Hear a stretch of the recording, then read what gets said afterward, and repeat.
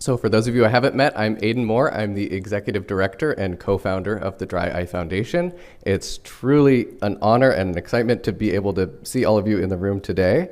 And I want to say a few thank yous first, and then a quick word of my own about the event. We are here thanks to a great many people and great people at an amazing number of companies that believed in putting on this event. First, I'd like to thank the board of the Dry Eye Foundation. So could I please have Rebecca Petris, Dr. Sandra Brown, please stand. Gloria Chu, Rebecca, can you stand? Cindy Edwards and Monique Fox, please stand so we can recognize, and thank you, thank you. We also have Dr. Vincent DeRizio on our board, but he wasn't able to make it today. Thank you. This board cares so much about dry eye patients, and they all volunteer a significant amount of their time to support the foundation. I'd also like to thank the sponsors of the event today, most of whom are joining us in the ballroom here, and all of whom are listed on our website, the Symposium website, dryeyefoundation.org.dc. So I'll thank Scope, AbbVie, Ocusoft, Tarsus Pharmaceuticals, Viatris Inc., Vital Tears, Bruder Healthcare, The Dry Eye Shop, Oasis Medical, and Sight Sciences for their sponsorship of the event.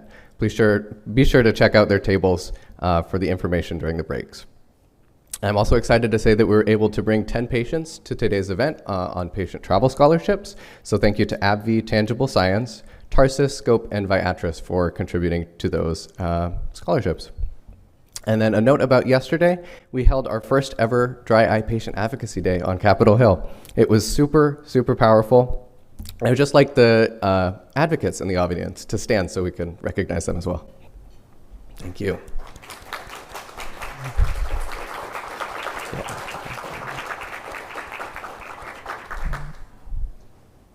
All right. And I'd like to thank the patient and doctor speakers who are giving their time and sharing their experiences with us today. You're going to hear from some of the most caring and respected eye doctors in the country, and you're all well-spoken, but some very well-spoken patients. And just for my little piece here that I wrote last night, it's no surprise that the details of this event have been on my mind every day for the past several months. But it wasn't until recently that I could truly imagine the bodies in the room. It was like a switch flipped in my brain. And I went to putting this event on because went from doing it because we said we were going to do it to because it needed to be done. We're all spending time or money or making sacrifices to be here today because this disease matters, because your experience matters, and finding solutions matters.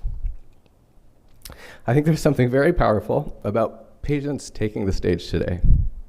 The energy leading up to this has been electric, and this is the happy part. I've seen people raise their voices to take a stand for dry eye patients. I watched 27 patient volunteers, and patient advocates and some other volunteers wake up, get down to the lobby at 7 a.m. after flight delays and cancellations and all of the issues that seemed like it could have come up. You're here at 7. I won't say bright-eyed, but you set off to meet 50 of your representatives. And I listened to you connect last night over the hors d'oeuvres at dinner, and I thought to myself, when is the last time that there were this many dry eye patients in a room together? So it's hard to say ahead of time what this event will mean to me, much less to you, and I'll have to write these introductions for a few more years to get it right. But I hope today is meaningful to you.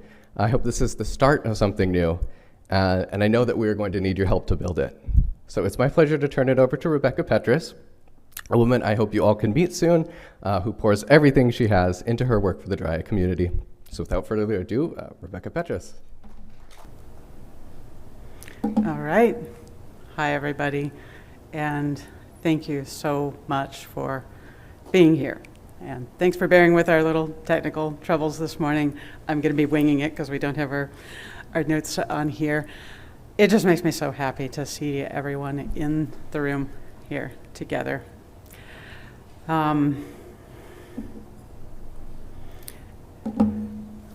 This is my mother-in-law.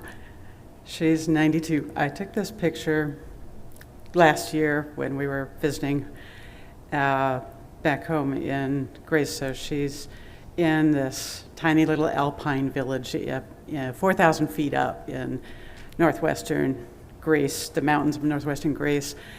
The things you see in the picture there, the cushion covers and the divan cover, the floor coverings too, these are things she wove on a loom like the one in the picture.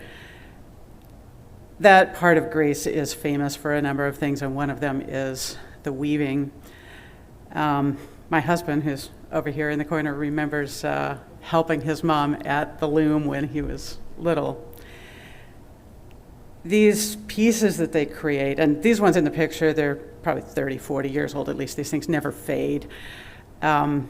Each one is unique, but they all share things. They share the same threads, the fibers from some of the same flocks of sheep in that region. They share the deep colors from these plant dyes that they make locally, and they share these motifs and patterns through them. This is how I see us as a community. You're going to be hearing stories today, and you heard each other's stories to a large extent yesterday, those of you who were here for Advocacy Day. And there will be moments when you say to yourself, that is a person that is very different from me. I'm not sure what I have in common with them. And then there's another moment where you say to yourself, oh my God, they're telling my story. This person is putting into words feelings I've never been able to articulate. There's something really powerful when we find those threads of connection with each other. Our community has been through a lot. Many of us have been through some hard places, some dark places. And I think that the worst of the suffering happens when we feel the most isolated. When we find those threads of connection, however we find them. Is it in a support group? Is it watching a video? However we find it, that connection is important, and that is a driving factor for us for this event.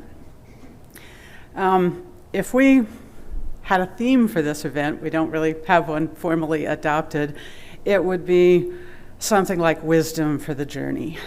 We're not going to cover every possible dry eye topic today, of course, but we're going to hear from many wise people. We're going to hear from wise patients. We're going to hear from wise doctors.